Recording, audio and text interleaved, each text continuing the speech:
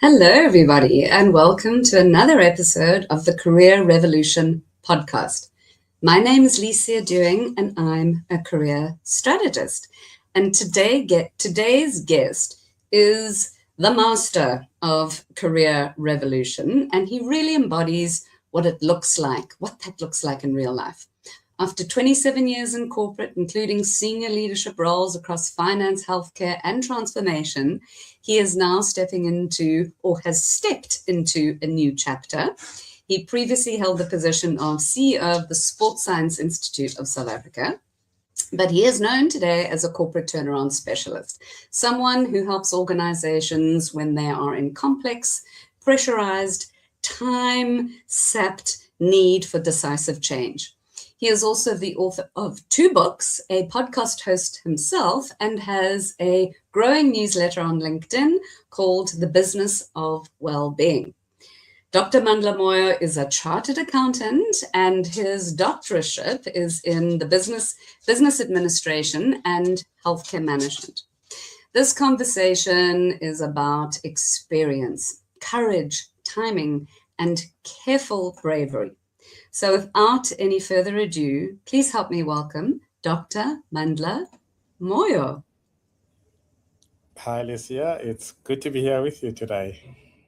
It's an absolute pleasure and a great honor to have you on the Career Revolution podcast, because you really are the poster guy when it comes to revolutionizing careers. And I'm going to jump straight into your early career moments. I want to go back to the 27 years of experience in corporate. You started your career at a global firm. You were the youngest partner director at Ernst & Young, which in itself is extraordinary. Tell me about the experience as a young corporate leader and how that shaped you for today. It was really a key part of my journey, being exposed to senior decision-making at a very young age. I always feel like I skipped my playful university years that other people had when they were younger. But I was 22, turning 23 when I became a partner in a global firm. And at that stage, I think the average age were people in their 50s. And I arrived feeling very young and inexperienced. And it was challenging initially, quite daunting, because within a very short period of time, I was part of the firm's leadership structure. It wasn't an easy process. The way it worked in those days was we had to make a presentation, present the business case for the area that you are going to lead within the firm, and also present why you, out of all people, had to be the one to lead that part of the business. So it came after quite a thorough investigative process.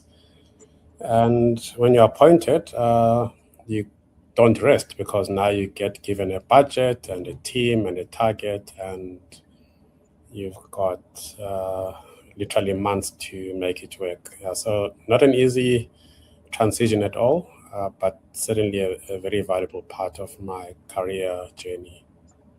Absolutely, I can imagine. And I can sense and understand the sense of the challenge and the not easy part of it at all. How did the experience within that corporate space and place at such a young age, how did it change? I'm just thinking about your newsletter, The Business of Wellbeing and the Wellbeing of Business, and how conscious you are in bringing the importance of well-being of our people to the well-being of the business. And listening to you, I'm wondering how much of that acknowledgement of well-being of the people was necessary in amongst what had to happen for the corporate, what had to take place. Can you speak to that a bit? Yes, Lucia, it was very directly related to my latter experiences. One of my first assignments, so many of my first assignments were around working with distressed financial institutions that either closed or were going to close, and we had to lead fairly massive turnarounds. And you can imagine if a bank has stopped working, you've got angry customers saying, "Give us our money. What happened?" Sure. So I got thrown into the deep end, and that taught me the experience of businesses that were unwell, and obviously our role was to make them well again. It's similar to being a doctor and your first patient's already in ICU, and you work back, and anything after that looks a lot better than your first experience.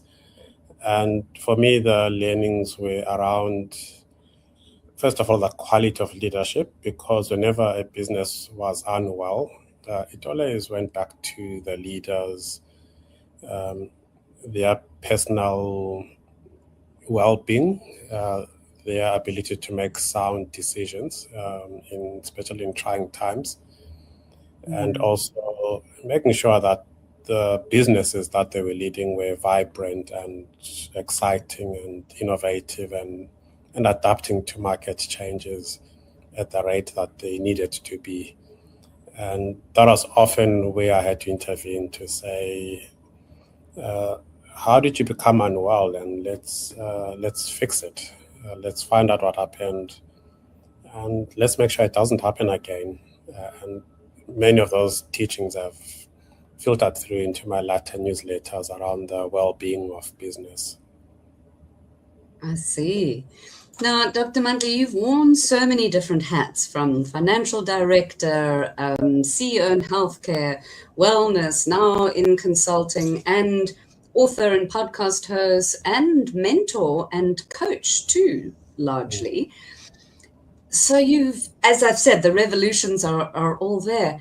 How have you been able to choose what to do next when you've already been so successful in one area? One element of your career is enough for a large portion of the professional workforce to say, well, this is it. I'm happy. I'm doing this thing. But you've kept on going, and you've moved into so many different reinventions. How did you know? How did you do that when you were so successful in the one that you continued to choose to move forward? Speak to that amazing dynamism. Yeah, I discovered later when I did my work with you about my attribute as being a creator. I like to invent and create. Not that I'm creating mechanical objects, but I'm creating businesses and ways of working, and that really keeps me energized.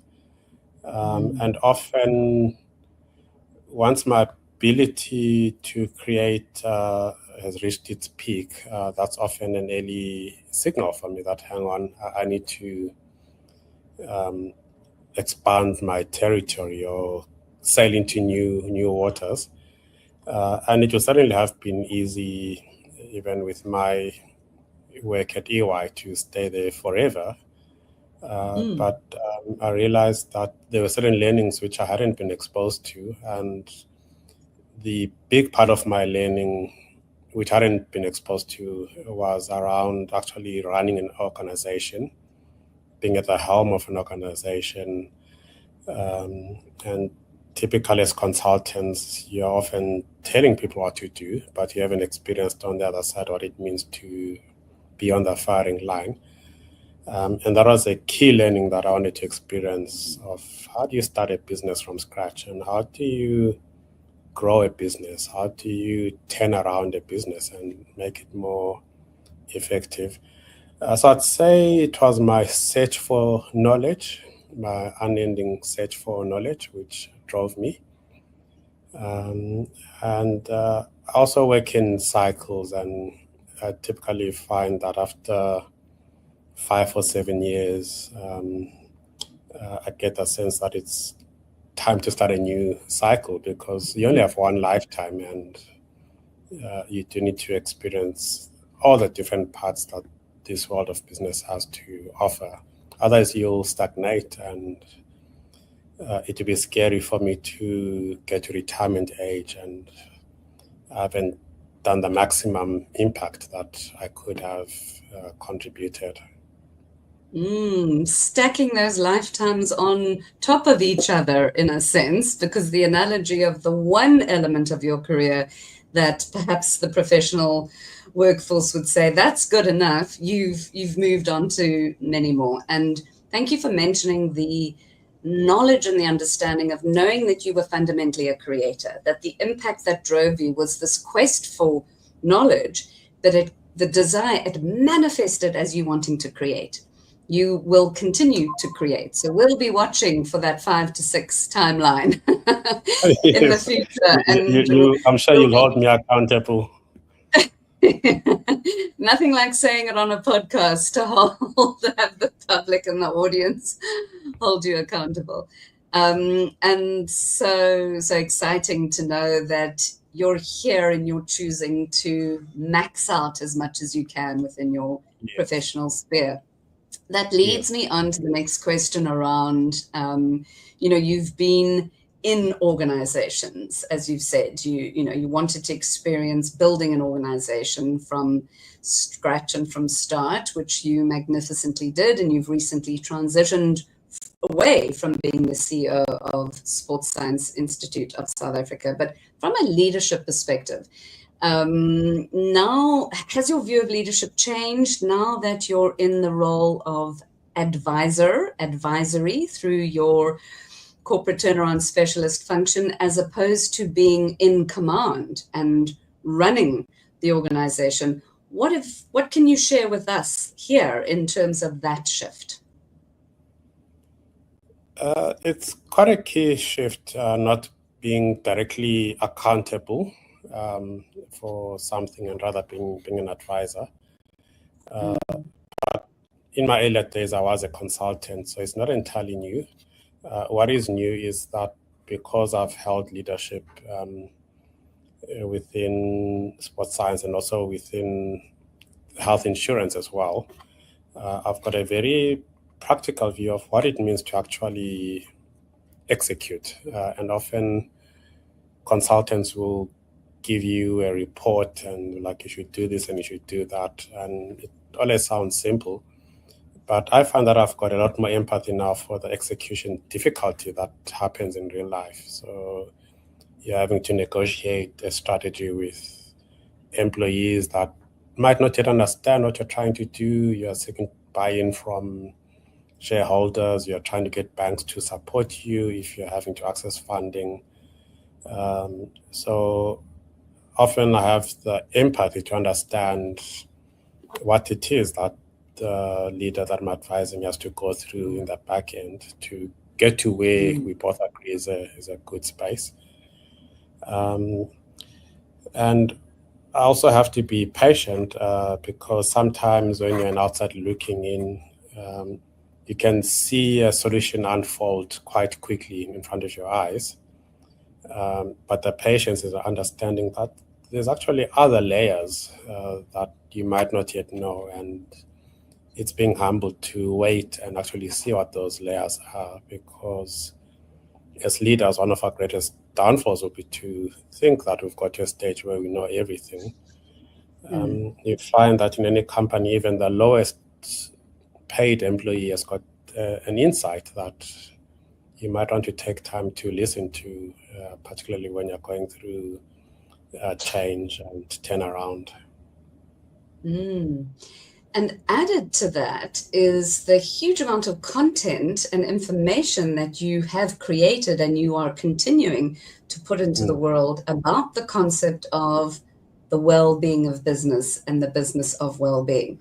So not only do you have this being within, commander in control, who now has the understanding and the empathy working alongside those commanders in control as a trusted advisor and a turnaround specialist, but you bring to that mix the third angle, which is mentor, coach from a wellness perspective.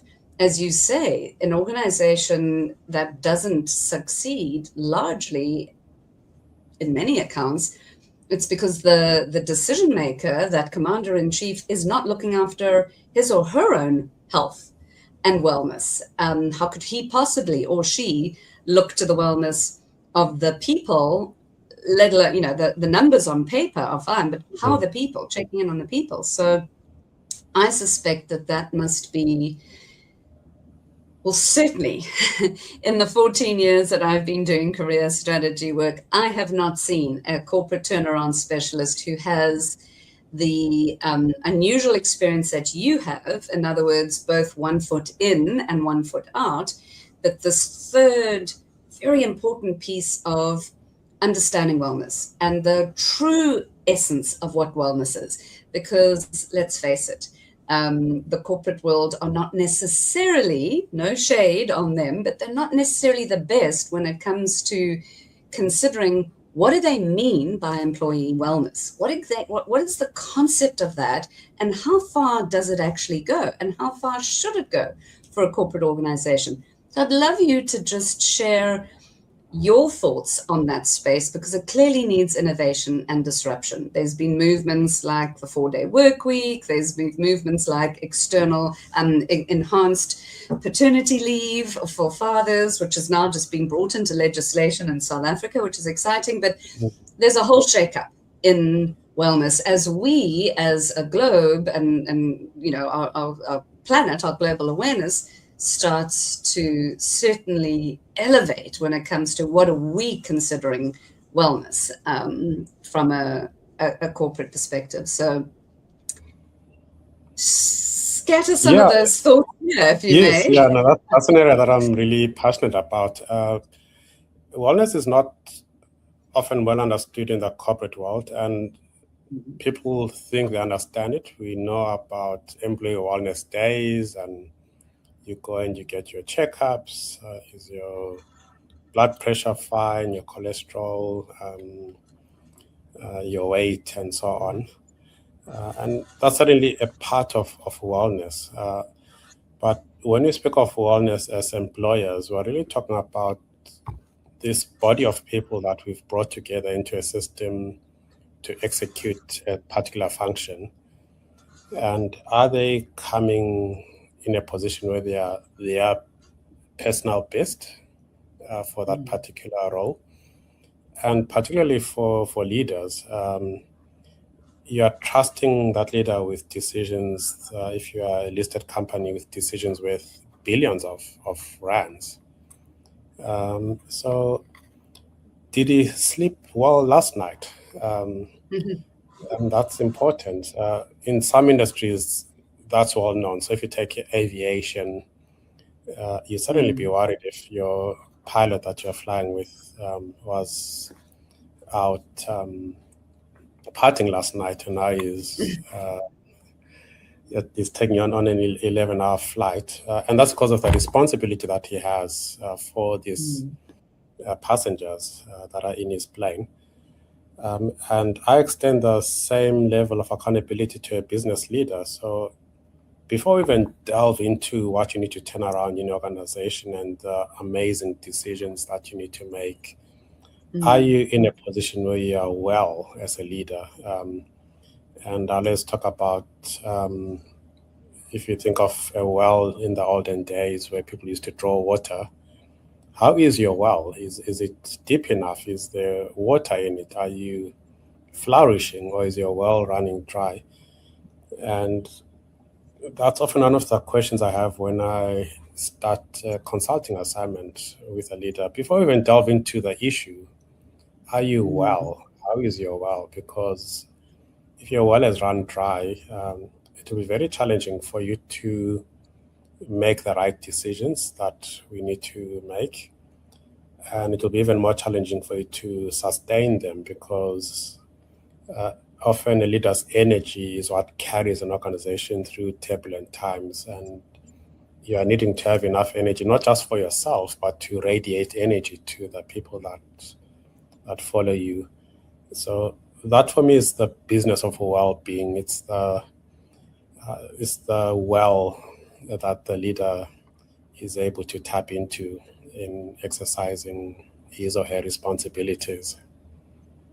And there's that beautiful quote. I think it was Zig Ziglar. I might be incorrect, but it was one of those North American early personal development pre-Tony Robbins types who spoke about digging the well before you need it, preparing the ground before you even think you need it, and not waiting too late. And it reminded me of that, and listening to that, I love that analogy of are you well, but and that well has to be, I like that quotation, because that well has to be deeper than what you need now.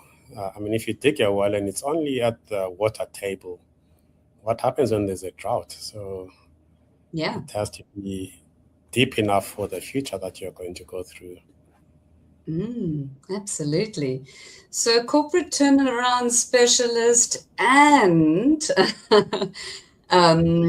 wellness advisor, which really is a silly thing to say, because I don't think that nearly gives you enough prominence to the depth of work that you do. It is more in line with C-suite coach, executive coach. It's somewhere in that space, yet more tangible, because your coaching doesn't just come from expertise and thought leadership. Your coaching comes from hard-earned blood, sweat, and tears and miles walking the shoes yourself, Mandla.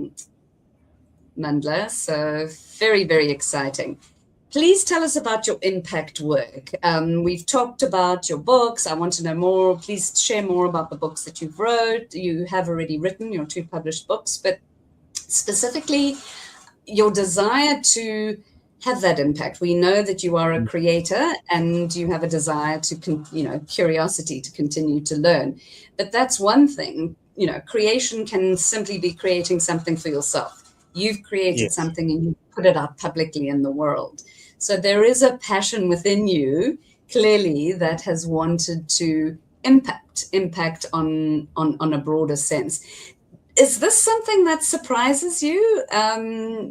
Back 27 years ago, did you think that you would be where you are now in terms of passion and impact? Let's talk to that element. Yes, it's certainly a surprise. And just speaking about career evolution, what's often amazing is that the person you thought you'd be, say, 20 years ago is not always a person that you become. And hopefully in a good way, because you take twists and turns that leave you better off than you imagined. Writing for me, but when I was at school, I used to write. I used to enter essay competitions, and I won a couple of essays, and that was it. So I had a sense that I could write, but I never thought that I would do anything with it. And when I was at AY, I started journaling a lot, and that actually became the genesis for my first book, which is really around motivating and inspiring business leaders and people that are aspiring to be leaders. So it really started as a collection of notes and journals, and I realized one day that I had over 200 pages, and I thought, hang on, this could be a book. And what's rewarding about publishing, or even putting out a podcast, it's like when you throw a pebble in water and the ripples go out, you never know where the ripples will land. And often when I'm discouraged, I'll get feedback from someone that says, hey, I listened to your podcast, or I read this book, and it changed my life. And it's these unexpected moments of feedback that are so inspiring. And that's what really energizes me about the impact that I can make being a creator into the written world and the spoken world as well. I think that's a legacy that hopefully can continue many years after you've sown the first seed. Gosh, well, many legacies in your case. We're not just talking about the one legacy. There is a stack of legacies here, Dr. Mandla. You're too kind this year. No, I'm reading the list here. There's a number of different things, so multiple legacies and more to come. But as we start to round off our conversation, you have naturally a wealth of advice and information, but specifically when it comes to career revolution advice and moments, you shared with me once, you said you don't have to stay stuck when a new season comes knocking, open the door, something to that effect. And I think that's wonderful. I celebrate that. But my question to you, or what I'd like for you to distill that into advice, is how does one know when the door needs to be opened, in that analogy of something knocking? And part and parcel of that is, can you share that the advice of what is the question that professionals should be asking themselves before they make a big career decision and a big move? Because you've made multiple of those, and I know that you would have done it by going through the thinking of asking yourself the right questions. I once read a book many years ago about discovering what your internal discontent. And when I say discontent, not in a negative way, but often you get to a stage where your body and your mind says, we want to try something different here. And that can be positive because our bodies were made to always keep innovating and multiplying. I think that's such a key part of the human nature. So it's good to stay attuned to that, to those internal signals. And it's also good to take time to process. I've come across so many people where when I tell them about a change that I've made, they say, oh yes, I was also thinking about that. But often you'll find that it was just a thought and they never really processed it further. So for me, the importance when I've made the changes I've made over the last 27 years has been to really process, what is this saying to me? Because sometimes the answer is not yet, which means you stay within your current role. Because sometimes you're not ready for a change. And the worst thing is to move when the time for change hasn't come or you haven't completed the learnings you have to receive and give to others. So you have to listen out to those indicators. What's so important for me has been the power of consulting as well. A doctor can never heal themselves because they'll make certain assumptions and they'll have certain biases. And I found it really crucial to speak to not only people that know me, but also speak to people that can take a really unbiased view. And that was also the work that I did with you in terms of career strategy this year, to say, this is what I've done in my history. What can we make out of this? What does this mean to you as an outsider looking in? And that's so important. And to add to that, you spoke about in the process of making change and reinvention, people in your community would say, I was thinking of doing that, or this is a good idea, I want to do it. Yet they still did not do that. You took the action. It's one thing to have a great thought. It's one thing to go. I mean, I think I sometimes say we've all got a book in us. We've all got a story, a lesson, a learning. We don't necessarily all like to write as you do. You discovered your ability with the written word, as you say, back in your early journaling days. But if we all have a book in us, that's fine. It doesn't necessarily have to look like a book. What commitment are we doing? What commitment are we making to ourselves to get it into the world, to put that out and to take that action? And I think that piece around, it's at the intersection of confidence, I can make this change in my career.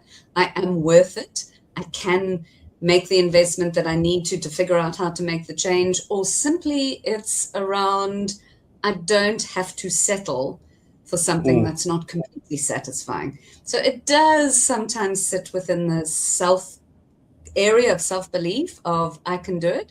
But the good news is, by seeing other people doing it, it lessens the strangeness of making that shift. And you referred to the ripple, the stone in a water that creates a ripple with your writing. How that somebody will say, I heard a podcast, and just when you think, the audience sometimes are on the other side and you don't see them as a creator. It's that ripple from a career perspective that has untold and incredible effects. It just takes one person in one social ecosystem to back themselves, to make a change, to say, I am worth it. I can do something different. I can do this new thing. I can reinvent. I don't have to settle. It just takes one person for that ripple effect to be felt in so many different levels, the 8 degrees of separation, because we'll all end up talking about my cousin's father's husband's neighbor's paddle partner who did do this thing with their career. Those kind of stories go far and wide. So your ripple has started. Your ripples are continuing to ripple. Yes, I hope so. And it's not just self-belief. I don't want people to walk away with, look, I'm not a motivational talker that wants to talk people into doing things that they shouldn't be doing. But for me, it's about taking a calculated risk. But to take a calculated risk, you're not being reckless. You're saying, I've received certain indicators that I could be really good at this area. I'm not quite sure. So let me reach out and explore. And then it's about making a measured investment. So when I first started writing and I had to reach out to publishers, for me to become a published author, I had to start with a manuscript. So I had to take a risk that I'll write for months and nothing would come out of it. And that's a calculated investment. So you have to be ready to go a large part of the way towards where you think you might be going, and accept that it might be that investment is for naught, but that's fine. All experiences are useful at some stage, so nothing is ever wasted. Absolutely. And I absolutely support and celebrate that calculated risk scenario. I think sometimes that we all sit on the knife point of calculated risk, whether it's in work, whether it's in what we should do, impact, relationships, and it's the fear of that unknown, or just jumping into saying, I'm now ready and I can do it. So it's a combination of timing, calculated risk, self-belief, courage, and making the big leaps. And that really is why you have been and will continue to be the poster of career reinvention. Careful bravery, I think, is a word that came up. Careful bravery is a good in our conversation, and that is it. Careful bravery. And I think to end on that note, Dr. Mandla, I would very much like to see #careful-bravery, what you use in your content and in your writing, because it couldn't be more perfectly descriptive of you and synonymous with the work. So thank you so much for sharing your journey, your learnings. It's been a pleasure, Lisa, and thank you for this opportunity. I've really enjoyed it. It's super great. I suspect you're going to be back. I say this with the greatest of reverence to your time, because there's plenty of people who need you advising them out there. But we will find another half-hour gap and we will get you back, whether that might be in the next 5 to 6 years when we catch you on the next evolution. But until then, please share where we can find you. Well, in the comment section is your link to your website. Everyone's going to follow you on LinkedIn. Please all subscribe to the Business of Wellbeing, Dr. Mandla's LinkedIn newsletter. Is there anywhere else that I've missed other than directing them to your LinkedIn profile and your website? Yeah, I think either of those are fine. Through my website, you can get to contact me, and the website details are in the link. So I look forward to connecting and having a coffee and exploring. I always like to meet new people and become part of their experience. Wonderful. Well, there we go. To our audience at large, there is no excuse for you not to reach out to Dr. Mandla Moyo. Thank you for your time. Thank you for your sharing. And until our next episode, it's goodbye to everyone.